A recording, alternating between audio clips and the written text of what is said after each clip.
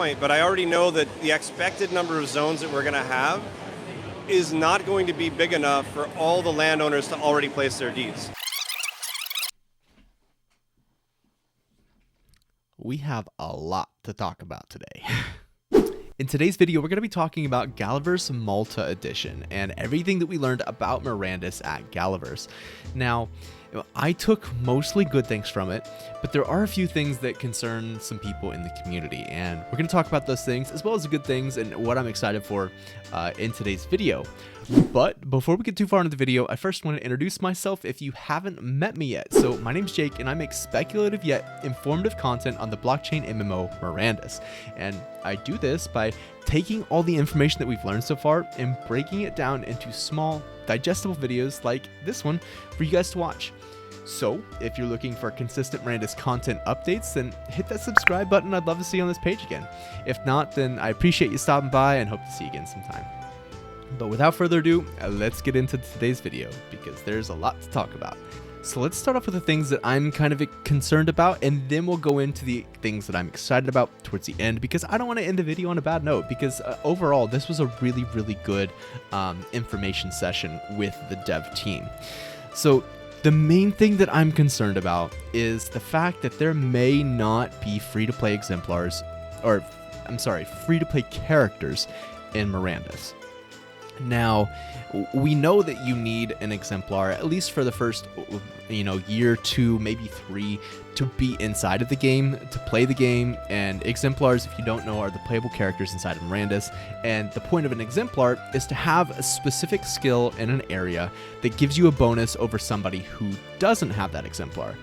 Now, for most other MMOs like RuneScape, for World of Warcraft, for Elder Scrolls Online, you don't need, but there are hundreds of thousands, if not millions of daily players. And from what McCarthy and the dev team have talked about, they want Mirandus to get to this same number. But then it was said, and this wasn't by McCarthy. I'm not saying that it's not true, because it wasn't from McCarthy, because he's I'm pretty sure the guy that said it is like one of the lead devs. But he said that the characters that will eventually come to, or could potentially come to Mirandus, that are not exemplars, may be something that you have to purchase. And like foreseeing this world where like so many people like hear about Mirandus and are like seeing other people like earn a living in Mirandus, and they like want to play, and there's like this massive backlog of players that just really wants to get into the world but can't. Do you foresee a situation like that, or in that situation would you guys like be releasing, I don't know, more human exemplars or something like that? Well, here's what I would say first, is that we have 50,000 exemplars that could potentially log in at any time.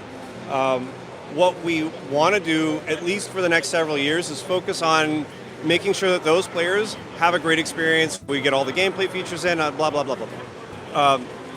In terms of the longer term game, if we can get it to the point where all 50,000 of those people are logged in all the time, whether it's themselves or they're renting it out to somebody else, or their friends or neighbors are borrowing them, if we have 50,000 people in it and it's capped, that makes them more valuable, right? Yeah. So that doesn't seem like a bad thing. So then the price of borrowing or renting an exemplar goes up, and then the value is there for those people. At some point, if there's too many people and the price is astronomical, that makes sense for us to start talking about how are the alternatives. Maybe we can have non-exemplar characters that come in. I don't think that they would be free, but I think that it would be a conversation we need to have with the community that exists already, because we've made some suggestions that the exemplars not are the exclusive characters, but they have to still be special. So the characters that come along aren't going to be as good. They're going to be different. So you won't, like, if there's a 10-year-old that wants to play either RuneScape, WoW, or Mirandus, he's probably gonna have to go with either RuneScape or WoW, because he won't be able to go inside of Mirandus unless he pays, $10, $20, $50, $100. Who knows what it'll be at that point? It may only be a couple dollars too. We have no idea. Now, I'm sure there's a reason why they want to do this, because they're not just going to not think about something and then yeah, you know what, let's charge $200 just so we can. That's not what McCarthy's gonna do. McCarthy and that team, they're so intelligent. They're not stupid people. So they understand how to build a game, and so everything that they do is for a reason. We have to keep that in mind, because yeah, it's upsetting to hear that there may not be free-to-play characters in the game, but then again, they want to get all 50,000 exemplars active and playing at the same time for them to think about putting in other characters besides exemplars. And they did say that they do not want to put other exemplars in. Like, they're not going to increase the number of exemplars. They would go with some sort of lesser version. So I'm just kind of looking at some statistics here, and these are for Steam's games. For concurrent players, and like I said, Mirandus wants 50,000 at the same time. So ranked by concurrent players, the number 1 game has 681,000 people online at the same time, and that's Counter-Strike Global Offensive. Never played it, but if you go through the list, then it's like 600,000, 200,000, then we have 100,000 all the way down at rank 7, and then number 10 is Destiny 2, which is still a pretty popular game, and that has 72,000 people. So if there's 50,000 people, that's probably going to be in the top 50 games, and then they would add in other other characters. Now that would make sense, because 50,000 people, that really is a lot of players.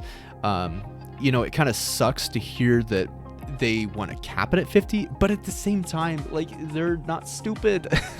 They're doing that for a reason. I want to hear your all's thoughts in the comments. Comment down below why you, or if you think that they should have free-to-play characters, or if you don't think that they should have free-to-play characters. Keep things fairly PG, you know, be nice, because they're on our team, they're on our side, but also be nice to me if you think opposite.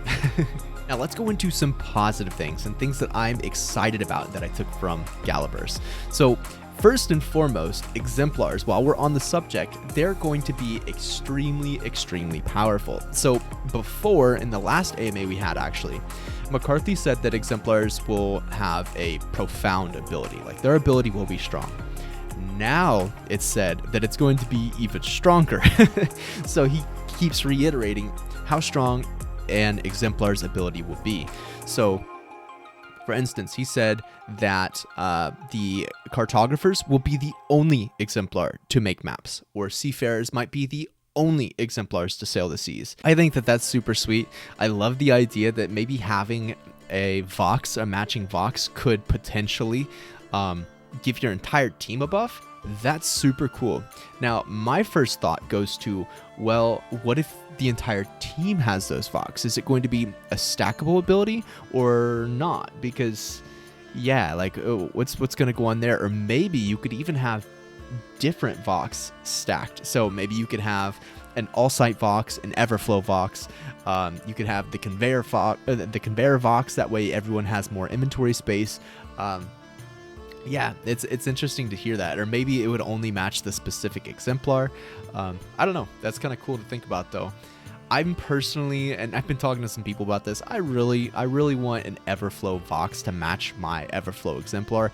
But dude, those things are expensive, and not very many people sell Everflow Vox for some reason. So if you or someone you know is wanting to sell one, like, hit me up. I'd love to at least talk to you about it, because they're hard to come by.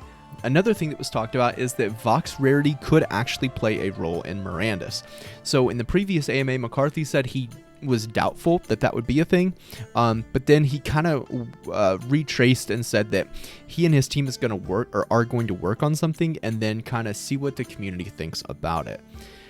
I understand rarity being a thing, but at the same time, I would also personally kind of like it not to be a thing, because it would be kind of weird to have two, say, conveyor dwarf Voxes, one of them being in the top 1,000 and one of them being at the bottom 8,000 or something like that, and then them having different carrying weights.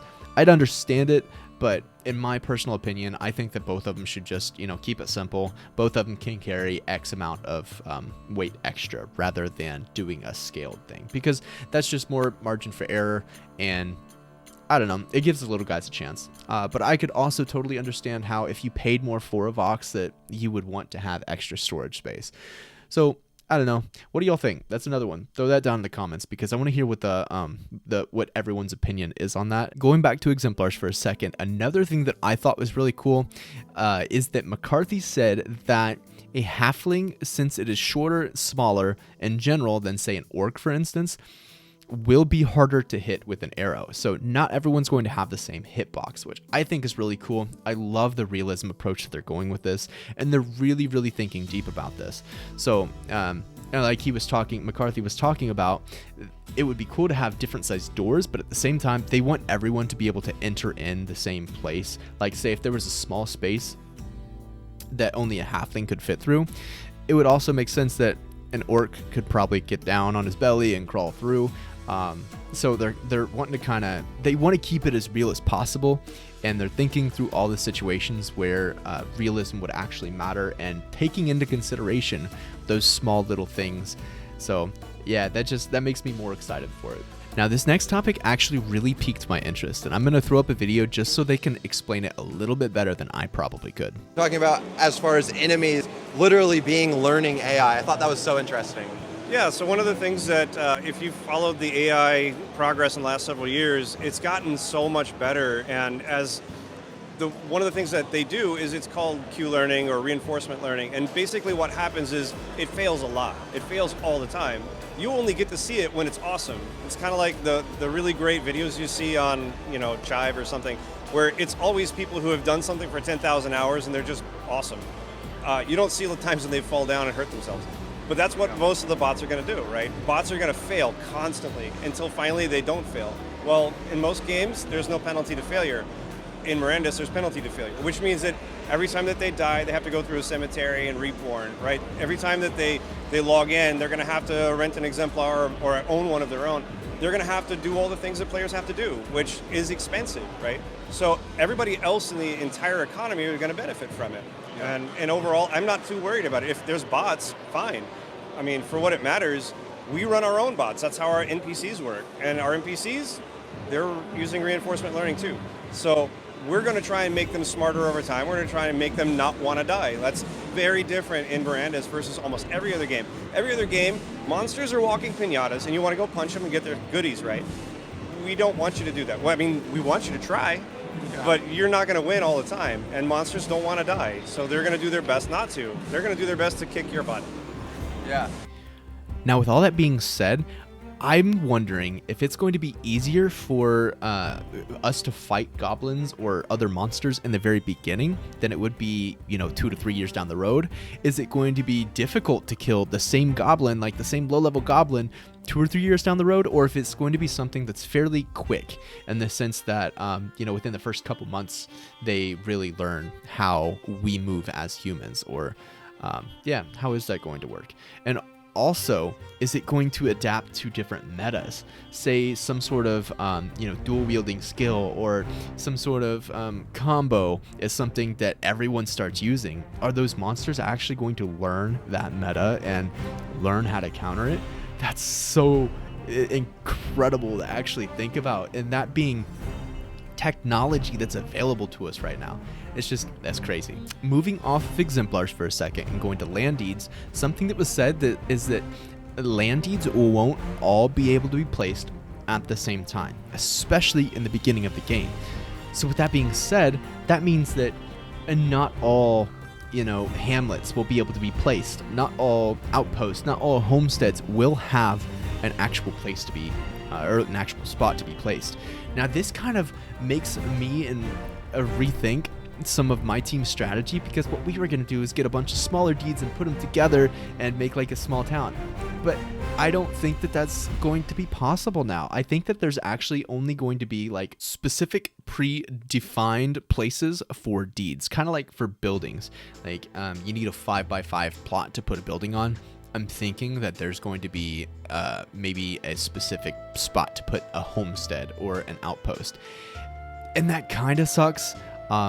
Because that kind of takes away from the realism a little bit, but I also understand why they're doing it, and I hope that they can find a realistic way to make that work, because Another thing that we've talked about in a previous video is like, what if you go through and you chop down a bunch of trees in an area where only maybe a homestead could have fit?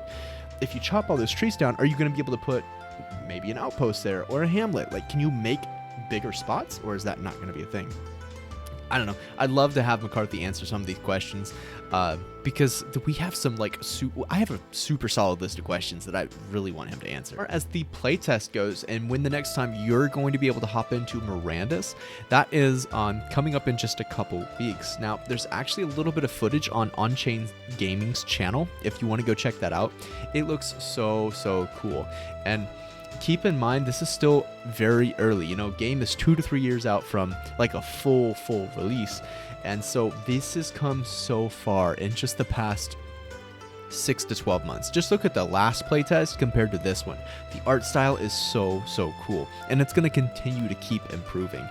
Another cool little Easter egg that I thought was actually really neat and a good idea is all Ring of Discord owners will be able to actually see a blue glow on their finger when they're in the playtest during nighttime. And no one is going to be able to turn on a light at nighttime except for Lantern of the Sun owners. They're the only people that can turn on a lantern at night. So I think that's kind of neat. It's going to allow us to actually see how dark the game actually will be. And it would be really cool to be in the playtest with a Lantern of the Sun owner, because he's going to be able to walk in there and, you know, yeah, I can turn this on, you know, hit a switch and it brightens up the whole area so that you can shoot some goblins. Now, some of the common questions that I've seen asked for the playtest is, yes, you will need to put your exemplars in your Gala wallet at the time of the snapshot. And I believe that they're shooting for a snapshot right before the actual playtest releases. That way it gives people from the Wheel of Fate a chance to open up their tickets and get their exemplars so that they can use them in the playtest. Again, I've said this several times, but as far as Materium goes, humans get 100 Materium, orcs and dwarves get 400, halflings get 1,000, and elves get 4,000 Materium. Still no news on things to buy with Materium as far as in the Gala store, which can be a good thing, can be a bad thing.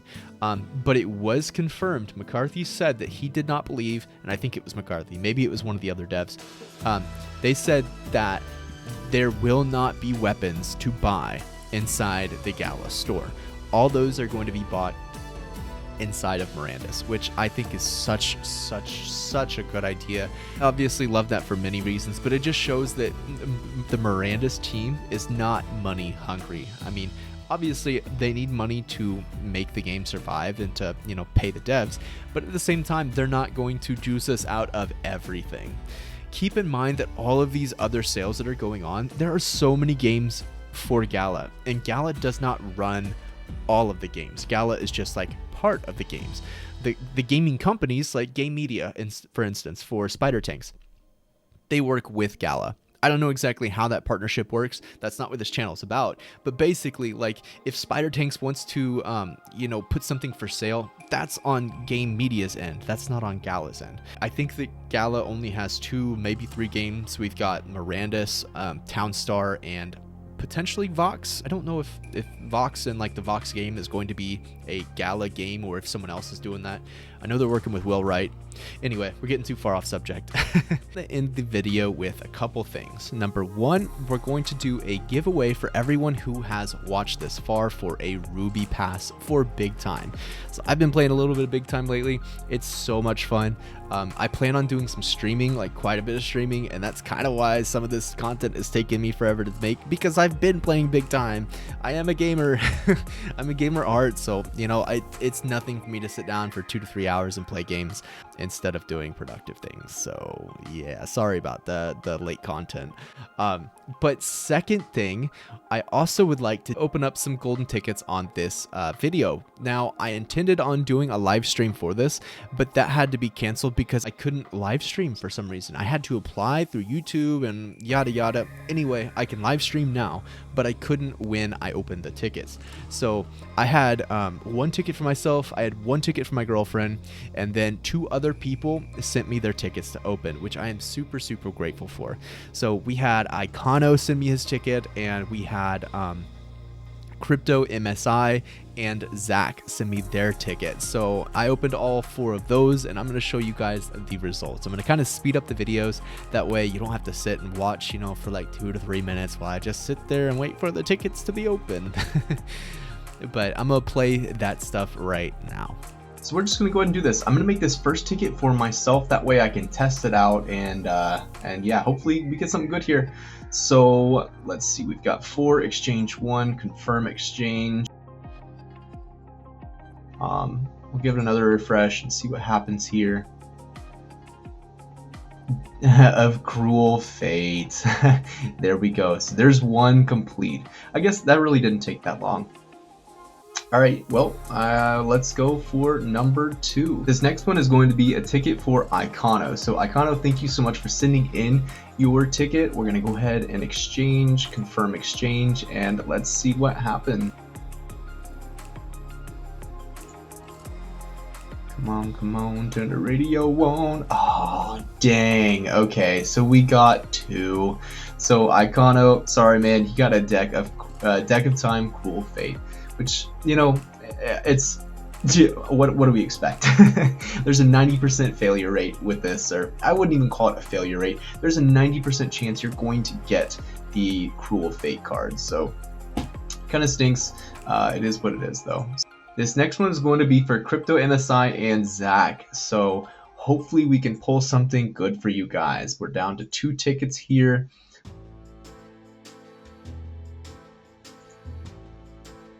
Let's keep refreshing. Ah, oh, dang it. Dang. Okay, so we got another Cruel Fate card.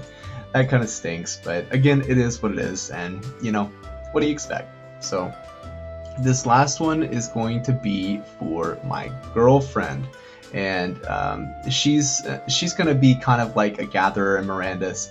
She's not really into all the fighting and stuff like that, but I told her that I'd get her a couple exemplars if she wanted to just go out and pick stuff up and just be a gatherer. So here we go. Hopefully this is the last ticket. Hopefully we get something other than here we go.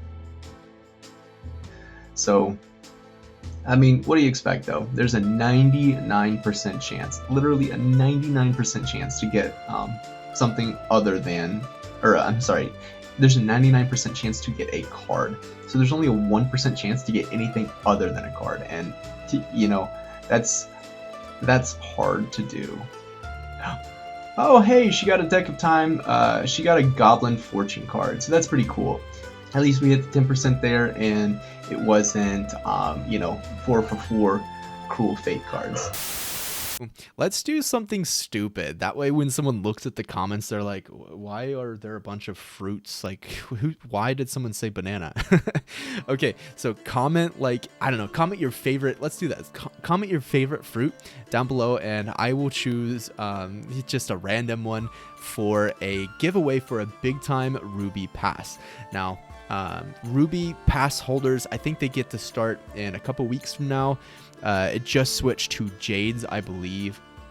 But yeah, if you're interested in winning a big time Ruby pass, then comment your favorite fruit down below, and I will choose a winner. And if you don't know much about big time, I'll give a small brief overview right now. It is a MMORPG blockchain game that it's in beta right now, or I think it's in early beta, something like that. The map is super huge. Basically, you log in, and right now the thing to do is to find a team and go through dungeons. And as you fight through dungeons, you can get NFT drops. And all NFTs in big time are cosmetic, so there's nothing that's actually going to give you like a pay to play advantage, which is kind of cool. It's a different take on blockchain gaming. And the NFTs that you get can go anywhere from just a couple dollars to a few $1,000s. Now, I think it's a little bit too late to get the couple $1,000 NFTs. I think that the drop rate for those is decreased, if not at 0 now. But you can still get things that are worth a few $100, so you can absolutely make your money back and also have fun while you're doing it. Like, I genuinely enjoy playing big time, and like I said, hence why the videos have been taking a little bit longer to upload. But yeah, I think that's pretty much all for today. I thank you guys so much for watching. If you haven't hit that like button, then hit that like button. I would appreciate it. And also subscribe if you're not yet. And thanks, guys. And I'll catch you in the next one. Peace.